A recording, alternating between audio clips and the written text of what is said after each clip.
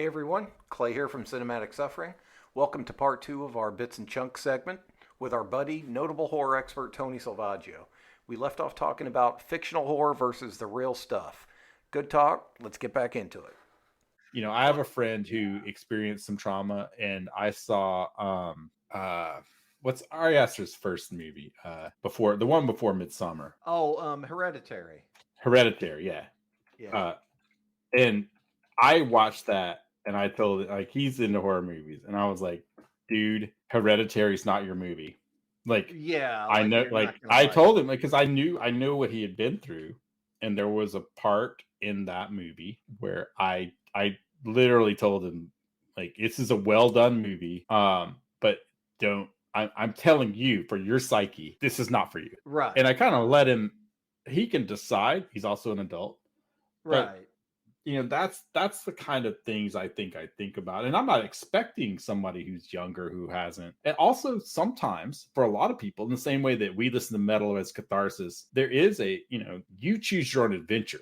So for some people, Right. like, working through their stuff means an extreme horror movie, because guess what, I'm working through my stuff. Right. Right. So, Or it's and I just think, and it provides that catharsis. Like, it does. look, It's man, when it's I it's saw when I saw Trick or Treat in what, 88 or whatever, love the movie. 87, like, I was like, yes, I'm being picked on the metal, but I don't want to sick Sammy Kerr on people.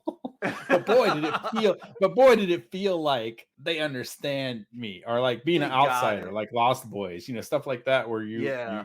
but that, horror provides that mirror for us to work through our stuff a lot of times. So Absolutely. I'm not Yeah. gonna I it's hard for me to also judge, like, if you are working through your stuff through horror. I don't want to tell you what's No, off it's limits or what is. And that's always kind of how but it's I love that we have this genre that has so many voices.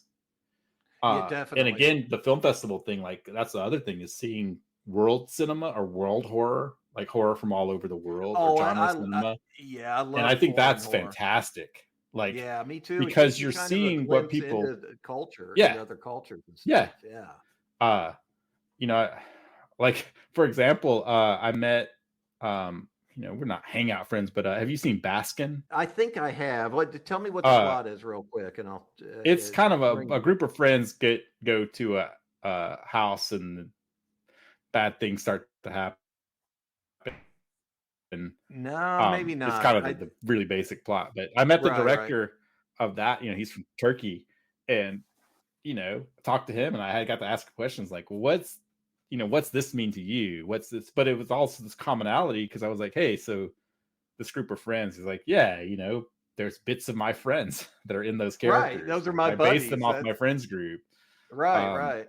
there's this really, this guy with this really iconic face. I was like, where'd you find that guy, man? Like, and he was like, look, he was like, I think, don't hold me to this, but if I remember correctly, he was like a parking attendant or somebody he found, like, where he's like, this guy looks like this is whoa, this guy's doesn't have like a normal face, but would he Yeah. be interested in being this film and really, like, playing to that?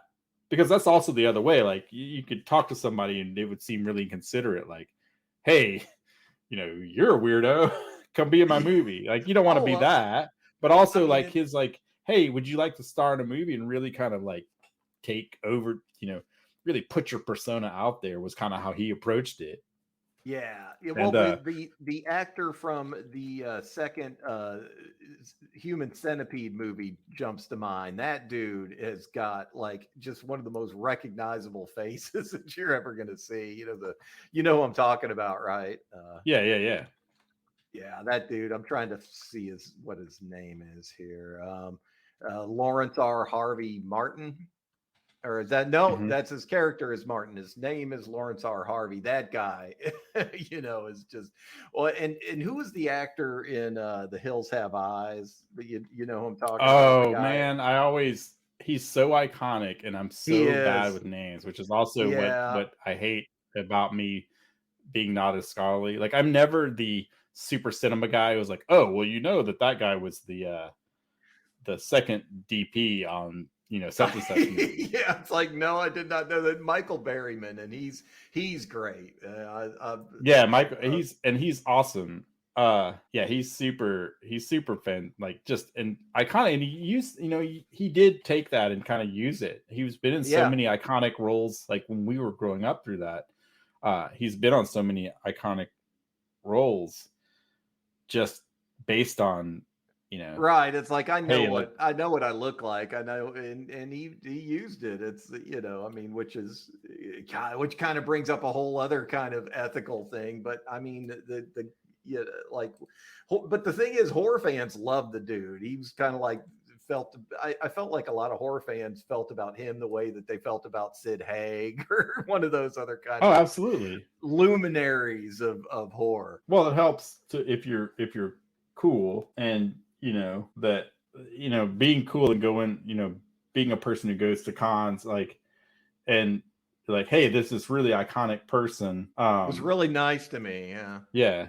And you know, I was talking on another podcast. We were watching Universal stuff. So like Jungle Captive, for example, has a character actor from the time called Rondo Hatton, who plays this brute man, and he's the brute, and he has a very, like, he had acromegaly, and so that changes his body type and his face and everything.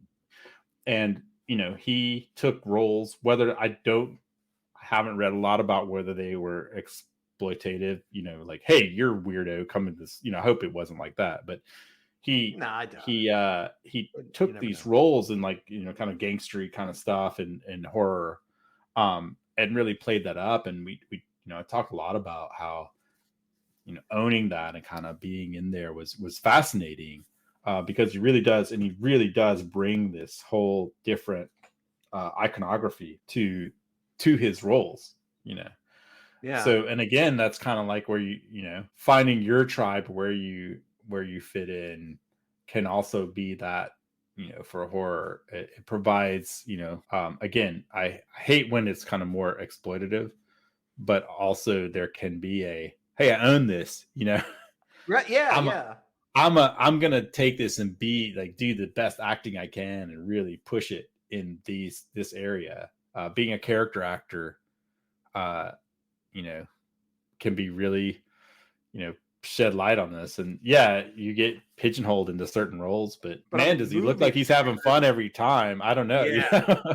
He looks like he's having fun at conventions. So, like you said, it's like, as long as you embrace it, and I think, like what you mentioned, is being kind to the fan base is kind of crucial. Like, when I met Jeffrey Combs, that was a great moment, because the guy was so nice, and I was like, God, man, I'm talking to Jeffrey Combs. It's friggin', you know, Herbert West from the Reanimator. This is amazing. Oh yeah, the cool people are cool. Yeah. I was in a green room at this one con, and you know, Peter Davison, the Doctor Who, was there.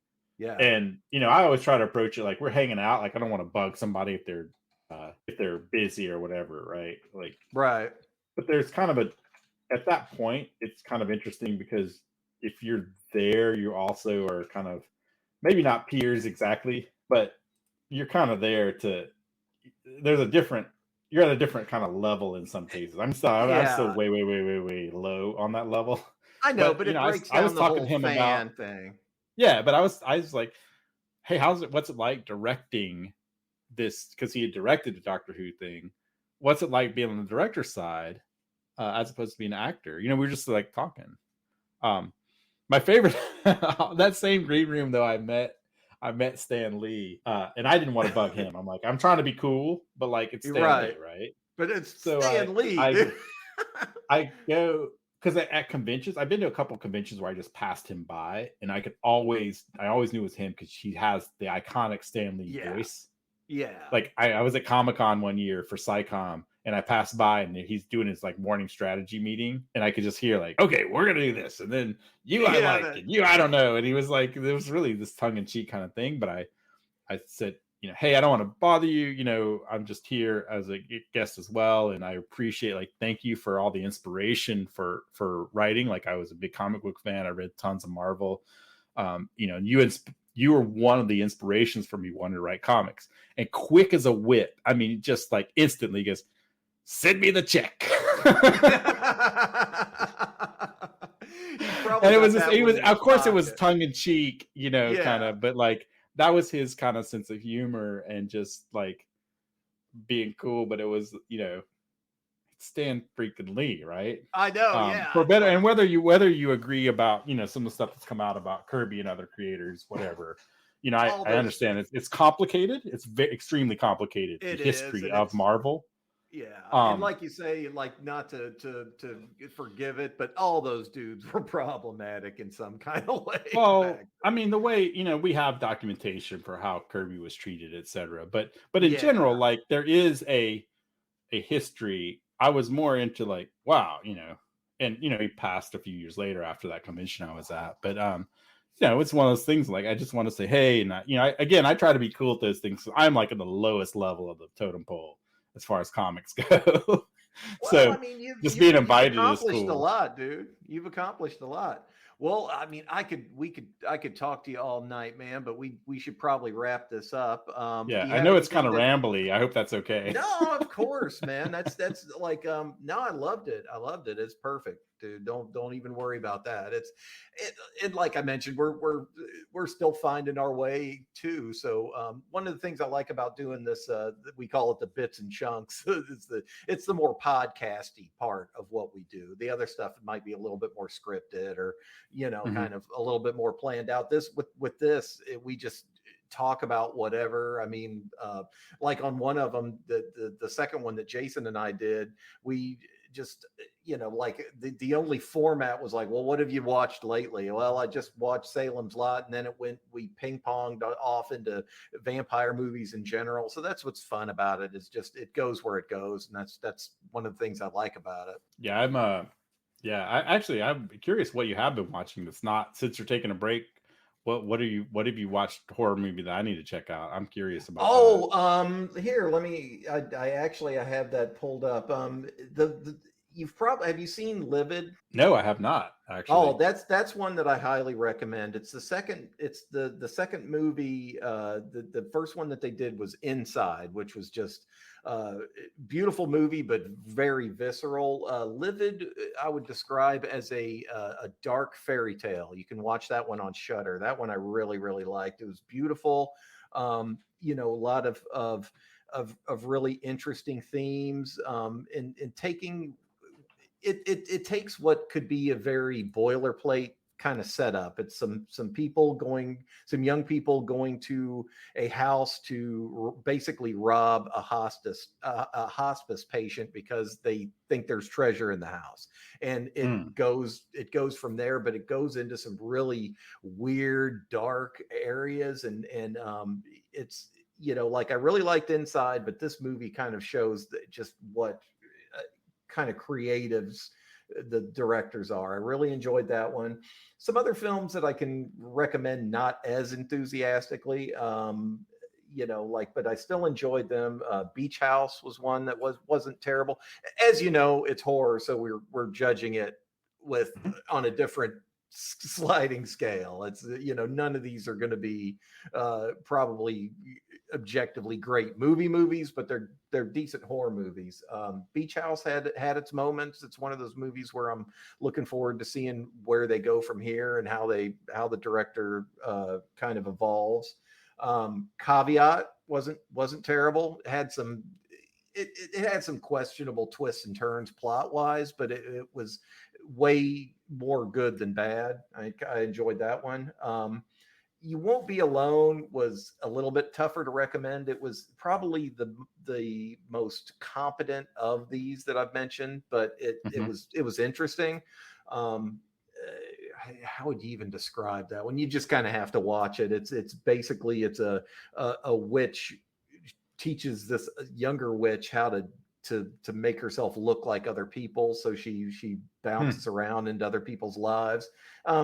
Interesting, kind of like I feel you know, kind of contrary in certain ways about it, but that's kind of also what I liked about it. And it's hard to put this one under the the horror umbrella, but I will just because it was such a good movie. Since we're talking about ones, I'm sure you've seen The Menu with Ralph Fiennes. Oh yeah. Yeah, that one was. That's That just one. surprised me. Yeah. I also have, because I also watch a lot less of just rich people being terrible people. Right. Like Yeah. It's hard. It's there's a like whole genre of things where people are watching like just lots of rich people being terrible to each other, and I just I can't, like, the industries that I've worked in, I've watched enough rich people be terrible people, and yeah. just It's like I get it. watching them destroy things. I have a very and it's weird for me too, because I've reached a point in my career where I make more money than I used to. So at what point am I The rich not the person. same person? I'm not a Right. millionaire by any stretch, right? But like, Well, to a I poor worked person, hard you and I did. are. How But dare you have money? exactly, I make different decisions than I would have 20 years ago, right? Right. When I was still eating ramen and buying, bulk beans and jalapenos and rice. Like, I am a person who at one point, I know what government cheese tastes like. Yeah. It's not great. So but boy, I do don't think I it's not actually have, cheese. it's mostly oil. It's like when Velveeta is the fancy version of cheese, you're in. You're broke. You're busted. Oh, look, you sprung for Velveeta. Look at you, Mr. Oh, you think you're so Rockefeller. good with your cheese that actually melts. Get that cigar that you're lighting with the dollar bill. That, like, Only so I best make for different me. decisions, but Yeah. I, that one was one where I was like, okay, I expected one thing and got a different one. Yeah. And that was really good. How cool is it, right? And again, not to go too long, but that we have Shudder. Like, tell me about it. We would how much. Also, maybe it's good that we didn't have that at college, because how many? Oh, I wouldn't have got shit done. I wouldn't have got it. Like, no, come on, man. Not, you had to go to I a killed video it store anyway. I mean, like, one of my biggest regrets of college, aside from just being an asshole at times, but that's just life in general. You think back to the person that you were, and you know some of the things that you said or did may not have been great. I hung out with you. I mean, you put in the work. I mean, we all did, right? Like, how many times was I at the computer lab, or you were, like, I would come to your place and just hang out, like, because there was nothing else. Like, we'd all be just doing art in our dorm rooms, like, until way late. And I know you told me at some point, you may have to tell the audience, like, if you remember the Abraham Lincoln story. Oh, I still remember the Abraham Lincoln story. So, sleep deprivation was a thing at the time. But, we all put in the work, but we would have so not, like, how much cooler is it that there's a channel devoted to all of us, all of our tribe? And by the way, have you watched the In Search of Darkness documentaries? No, Man, they're like, it's like 4 or 5 hours a piece, but the last one was on 80s horror specifically, or the VHS What's it called era. Again, one more time. In Search of Darkness. Okay, cool. I need to write that down. Another one I'm going to recommend is a person I know just released a movie called Brooklyn 45. Okay. And it's cool. It's cool. It's on, like, I like that people, again, I don't mean this to be name droppery. It's just like, I go to places and I'm like, hey, there's cool people you meet, and you talk to them about movies, and then you're like, oh man, I want to tell people about their movie because they were cool. Like, you've seen Terrified, right? Like, not Terrifier, but Terrified, the one it's from 2017. It's from Argentina. I got to see it at like a midnight movie, and it's, even though it's like several years old now, like, it's one of those ones where I wanted to come home, and this doesn't happen very often. I wanted to come home and turn on all the lights, and all three of them are great. Like, but that's that's like 12 to 15 hours, I think it is, if I remember correctly. And then Brooklyn 45, and then Terrified, which, and again, they did a Q&A at the time, and I was like, dude, that was so scary. And the guy said he's had people come up to him in a good way and go, F you for scaring me so much. Like, you scared me too much, man. I can't believe it. He's like, I loved it, but now I'm messed up. Well, cool, man. Yeah, I'm uh, definitely looking forward to checking those out. yeah, but it's so cool that we have this channel that we can check all this stuff. It is an embarrassment of riches. Like I don't even know if you're going to college now, like how you're not just how you get anything done. I mean, Yeah, I still have to get all of my album stuff done. I still am amazed I get anything done. Like, there's games I haven't started because I know I need to get this next Desert to Mars album, wrapped up. Like it's in the mixing stage right now, and I need to do the artwork or send out the artwork to get it done, and all the stuff, all the biz stuff I have to do to get the album yeah. done. And I'm like, I can't start this one game or these two games because that's all I'll do. Oh, it's become like that with me. Like we, like I do all of the artwork for our thumbnails and that kind of stuff. And like we front loaded it with as much content as we could and got as many, like episodes as we could under our belt before we started to release them, so we wouldn't feel that crunch. And Mhm. dude, it's like it's kind of like being unemployed and seeing how quick your money goes. It just burned through it, and I'm like, shit. And here we are, where I'm scrambling to get stuff done. Like I got to get the the artwork done for the next one that we're doing was for a movie called Last Shift, which spoiler I didn't care for. But what Hmm. can you do? So I find myself But doing, like fan art for movies that I often don't like. I mean, I probably should be playing a lot more bass because we lost our guitarist along the way. He had to drop out for his own, there was no drama. It was personal stuff. No, And yeah, I was mainly concerned about his health and well-being and all that, but it does mean I have to find somebody to play the album whenever it comes out. Um, you know, so there's all that stuff, and I should probably be playing a lot more bass and doing a lot more art, and I still try to find that balance. So oh, that's something that I we all feel put you, ourselves man. through. Yeah, I feel it's you. I've just bought Diablo 4 and Street Fighter 6 and like, and they just they barely get played. They're great games, but like when it comes to just enjoyment video games, I'm like, I play some Overwatch because my girl likes watching me play that, and that's kind of about it. It's the rest of it is, if I'm playing a video game, it's probably for the podcast for the most part. Yeah, like I said, I'm playing Final Fantasy, Pixel Remaster because I can pick it up and put it back down really easily. Yeah, you You can can do play for quick, like short all the terms. quality of life stuff that you didn't have when we were like you know, The game doesn't battery backup, hold you like hostage anymore. yeah, like there were times in the NES days where we'd leave it on, and then also my stepdad would like look and see if it was oh, you play a video game, so we would put tape over the red light. You're not So, going to snitch on me, red light of the SNES. Well, right, let's go ahead and wrap it up, man. Again, this sure. was a fantastic conversation. I really appreciate it. I really enjoyed it too. And, hopefully we can do this again sometime, whether it's on the podcast or just shooting the shit in general. Is there anything you want to plug before we get out of here? No, man. I mean, I think I plugged stuff for other people just because that's what I prefer to do that. But if you Gotcha. like kind of the vibe that I get, hopefully your audience will also dig my vibe and not be like, who the hell? Never have that person on. I'm always scared of that.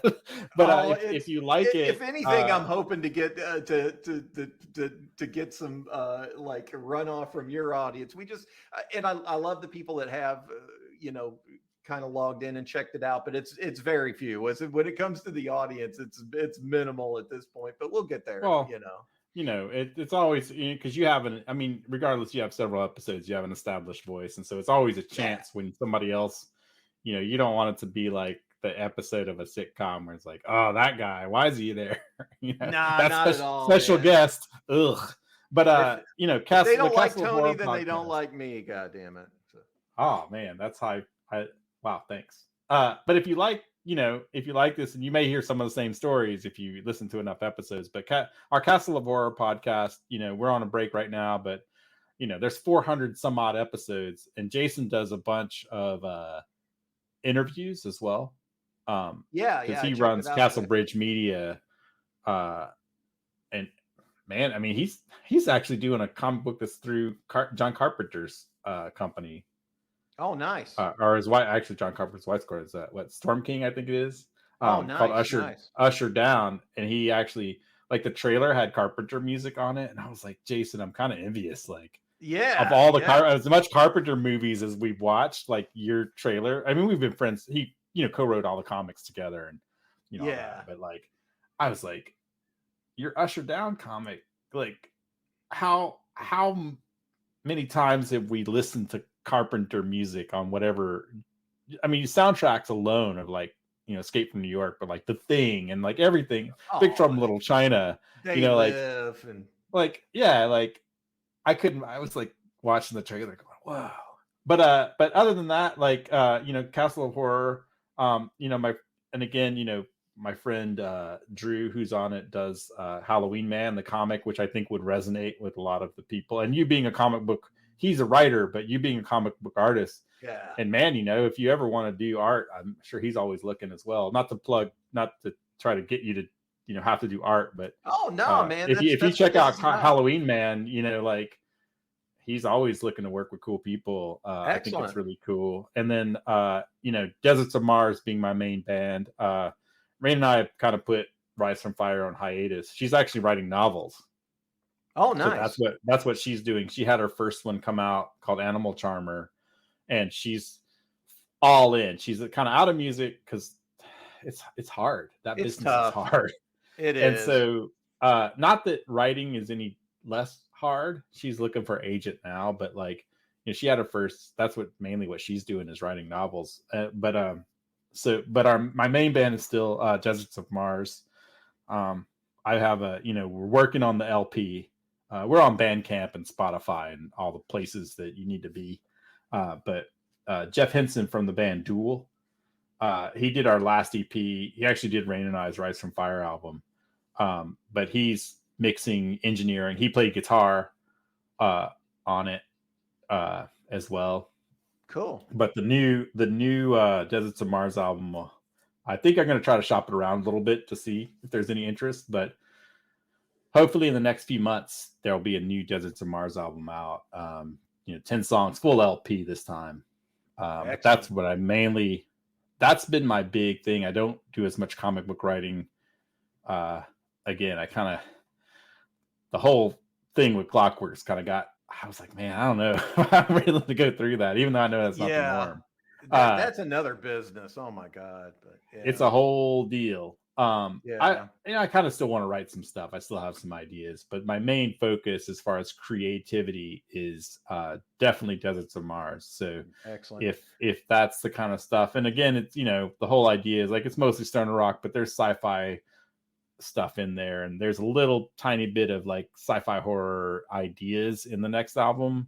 Kind of first time some people are hearing it's kind of there's parts of it that are kind of end up being this kind of loose concept album stuff in it as well. So cool. Well, yeah, hopefully people will look forward to that. Oh, I can't wait to hear it in its entirety. What you played me sounds epic. I'm really looking forward to it.